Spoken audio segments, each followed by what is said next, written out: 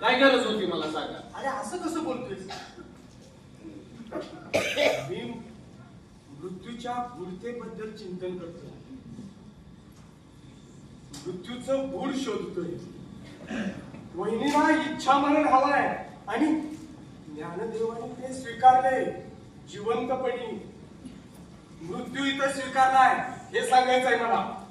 अहो मास्तर, बर सामान्यांचं मरण आणि संतांचं मरण यात काय फरक असतो की नाही? हा,